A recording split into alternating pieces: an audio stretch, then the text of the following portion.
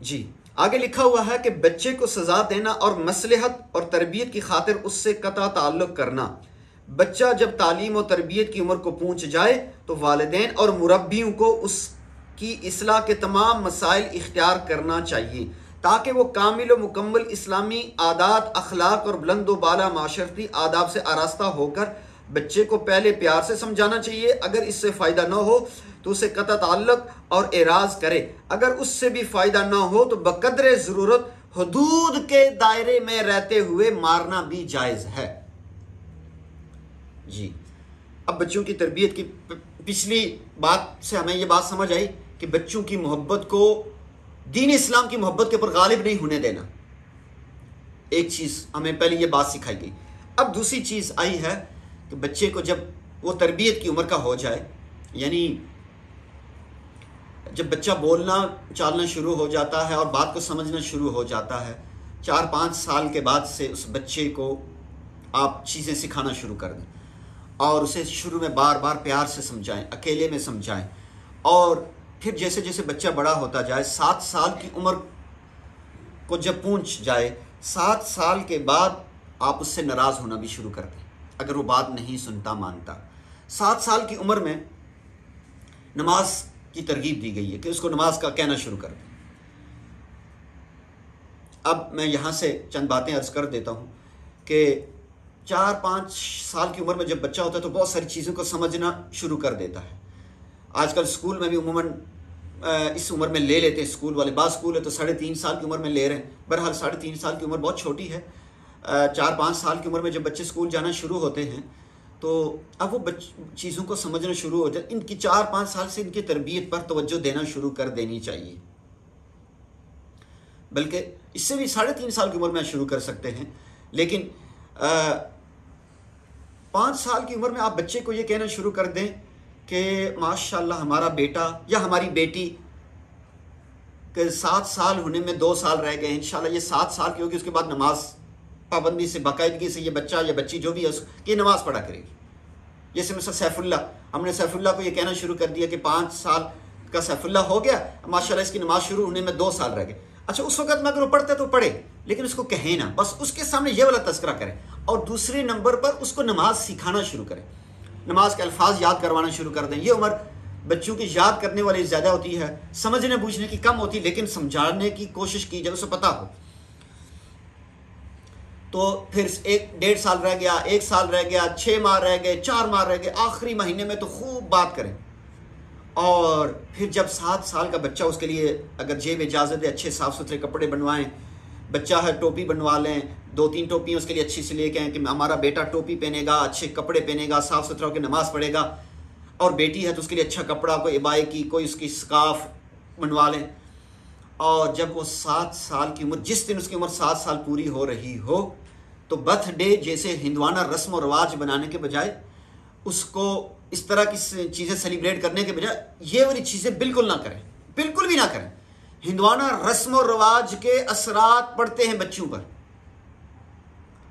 Birthday बनाना हिंदवाना रस्म और रवाज है, मुसलमानों का तौर तरीका नहीं है, गैर मुस्लिमों का ये तौर तरीका है।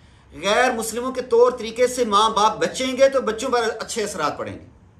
मुझे पता है बच्चे बातें करते हैं, बच्चे सवाल उठाते हैं कि मेरे तो क्लास के सारे बच्चे करते हैं।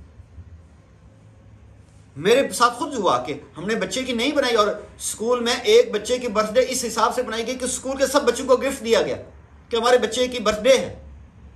बच्चे किसी न किसी दर्जे में एहसास कमतरी का शिकार होते हैं। यही तो बात है कि जब माँ बाप की तरबियत होगी, फिर माँ बाप उस मौके पे बच्चे को कंट्रोल करेंगे कि बच्चा नहीं, ये गैर मुस्लिमों वाली हरकत की है आपके दोस्त ने, क्लास फेलो ने, हमने ये नहीं करना। यही तो हमने बच्चों को सिखाना है कि ये चीज़ ज़िंदगी में सही है, ये गलत है, ये सही रास्ता हमने इख्तियार करना है, गलत को छोड़ना है। बहुत ज़्यादा लोग गलत रास्ते पे चल रहे हैं। हमने उनसे नफरत भी नहीं करनी है, हमने उनसे मोहब्बत करनी है, लेकिन उनके गलत चीज़ को इख्तियार नहीं करना। तो बच्चे की बर्थडे सेलिब्रेट करने के बजाय आप उसको नमाज की बात करें। 4 साल का हो गया, माशाल्लाह 3 साल नमाज में रह गए, 2 साल नमाज में रह गए, 1 साल नमाज में रह गया, उस दिन आप उसको मुबारक, इस बात की मुबारकबाद दें कि इंशाल्लाह 1 साल बाद, 2 साल बाद, 3 साल बाद आपकी नमाज शुरू हो जाएगी। 7 साल का हो के उस दिन इसका फंक्शन रखें, उसको एक मुबारकबाद देने के लिए माशाल्लाह, एक और उसको लगे आज मेरी कोई साथ एक फूलों का हार डाल के उसके गले में डालें, उसके नमाज पढ़वाएं। इस फ़कीर को आज भी याद है, सैफुल्लाह की जब 7 साल उम्र पूरी हो रही थी तो ये फ़कीर अपने पीर और मुर्शद के साथ सफ़र में था हज़रत बयानात के लिए, अंदरूनी पंजाब का सफ़र था। तो उस दिन हम सियालकोट पहुँचे और सियालकोट पे हज़रत का बयान था।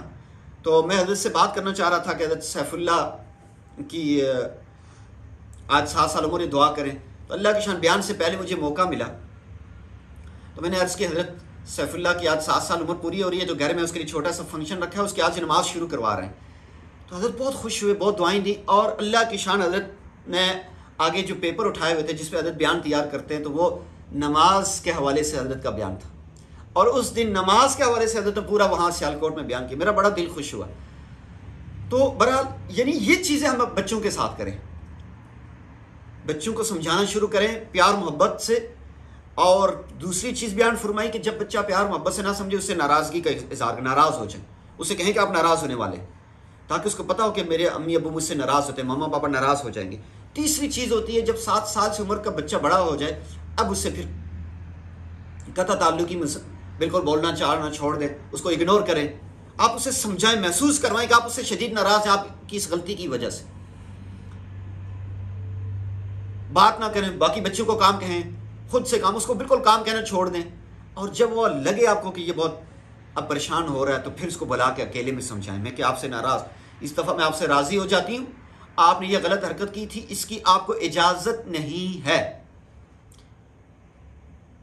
और फिर भी अगर बच्चा आपने 3-4 दफ़ा आप नाराज़ भी हो गई, बच्चा नहीं सुन रहा, अब मुनासिब क्या लिखा हुआ हज़रत ने, बकदरे ज़रूरत हुदूद के दायरे में रहते हुए। ये तो बहुत गलत बात है, हमारे माशरे में फैलाई जाती है, मौलवी लोग मारते हैं, मौलवी लोग सख्त होते हैं। ऐसी बात, मुझे आज तक किसी मौलवी नहीं मारा। मैंने बचपन से हिफ्ज़ भी किया, मदरसे में आलिम भी बना हूँ और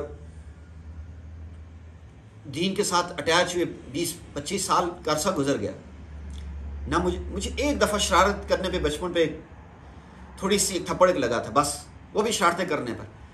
और ना किसी मौलवी साहब ने मारा, ना लंबा लिटा के कुछ ऐसी चीज़ की, ऐसा कुछ भी नहीं हुआ।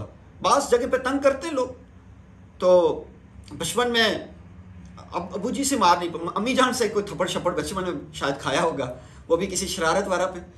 तो मुनासिब कदरे ज़रूरत मार सकते हैं बच्चे को। बाज़ दफ़ा ऐसा होता है बच्चे इतनी शरारत करते हैं, नहीं इस बात सुनते। अच्छा, अब जिस दिन आपको मारने का इरादा हो या लगे कि बच्चा ज़्यादा गड़बड़ कर रहा है, और हमने क्या करना है, एक तो हमने उसे प्यार मोहब्बत से समझाया, अकेले में समझाया। हाँ, लोगों के सामने बातें करके बार बात पे बात करना ये अच्छी बात है, अकेले में उसको ज़रूर समझाएं, उसका असर होता है। ये जो लोगों के सामने हम ख़वातीन बोलती रहती हैं, बहुत ज़्यादा बोलती हैं, इसके अच्छे असरात नहीं पड़ते, इसके नेगेटिव असरात पड़ते हैं।